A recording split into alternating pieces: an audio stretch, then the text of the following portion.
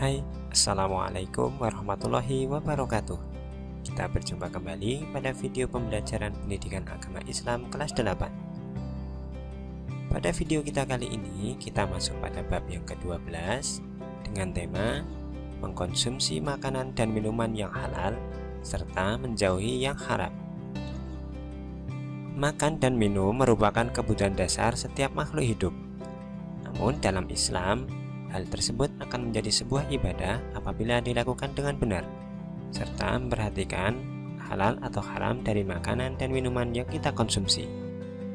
Akan tetapi, yang menjadi pertanyaan adalah, bagaimana cara menentukan suatu makanan itu halal atau haram? Dan bolehkah kita mengkonsumsi makanan atau minuman haram dalam kondisi tertentu? Kita akan membahas semuanya pada video kita kali ini. Simak terus ya!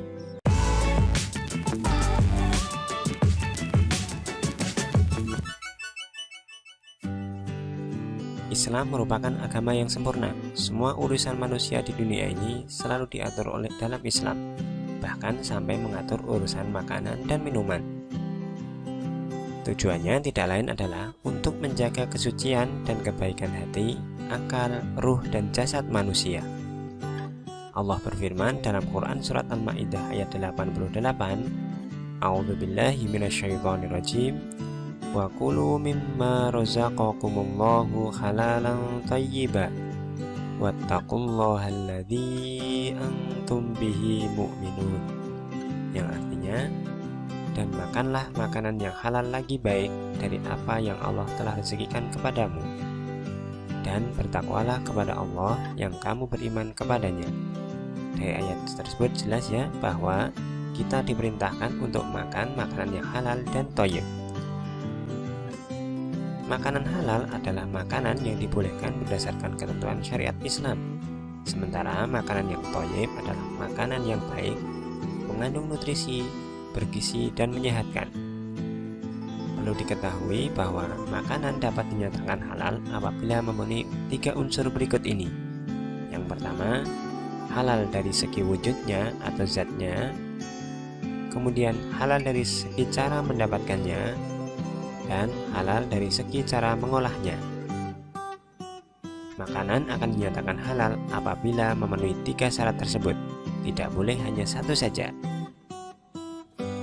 Adapun jenis-jenisnya antara lain, yang pertama, makanan yang dihalalkan oleh Allah dan Rasul-Nya. Hal ini didasarkan pada hadis riwayat Ibnu Majah dan Tirmidzi, yang artinya, apa yang dihalalkan oleh Allah dalam kitabnya adalah halal, dan apa yang diharamkan oleh Allah di dalam kitabnya adalah haram, dan apa yang didiamkan atau tidak diterangkan, maka barang itu termasuk yang dimaafkan. Kemudian jenis yang kedua adalah makanan yang tidak kotor dan tidak menjijikkan.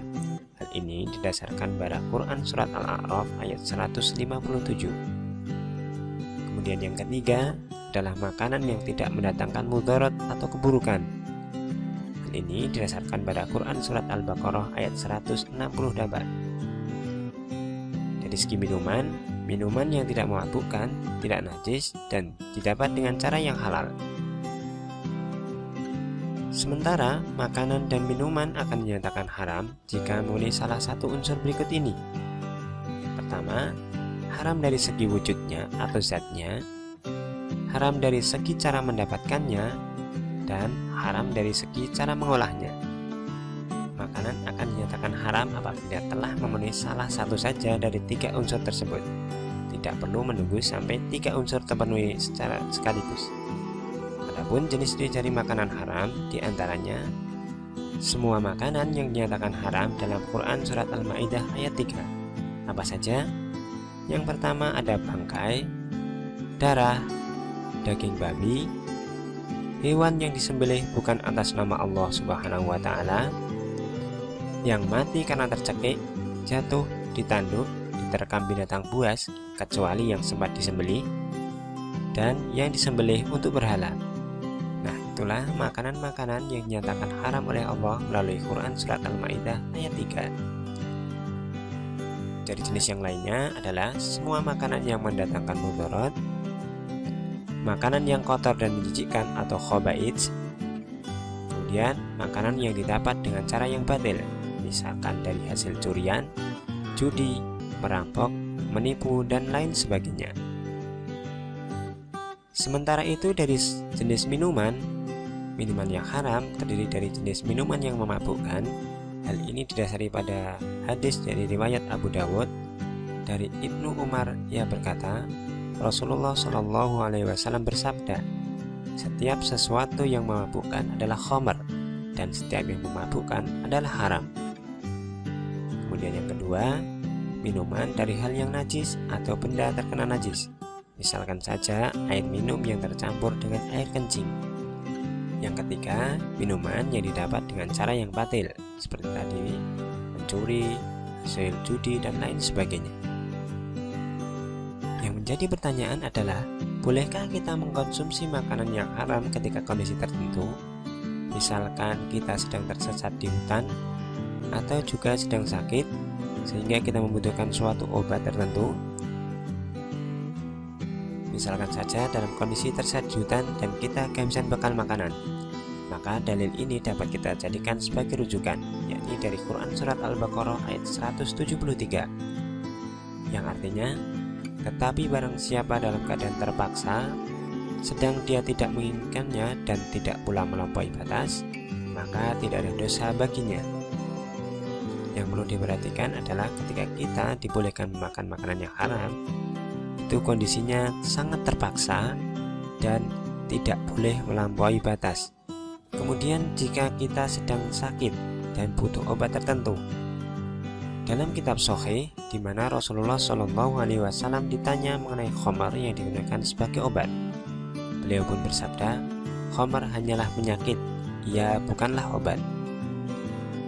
Ibnu Mas'ud berkata, Allah tidak mungkin menjadikan kesembuhan bagi kalian dari sesuatu yang haram.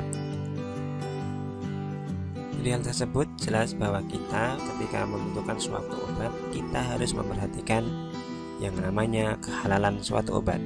Kita dapat memperhatikan label halal yang tertera dalam kemasan obat. Hal ini didasarkan pada nasihat yang mana jadikan antara dirimu dengan neraka seorang alim atau ulama. Nah, ketika kita sudah memperhatikan label halal, tentu kita sudah menjadikan atau mengikuti ulama, sehingga insya Allah kita terhindar dari api neraka.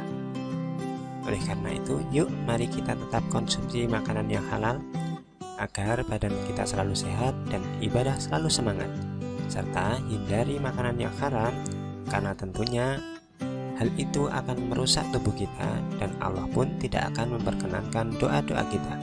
Semoga video kali ini memberikan manfaat. Wassalamualaikum warahmatullahi wabarakatuh.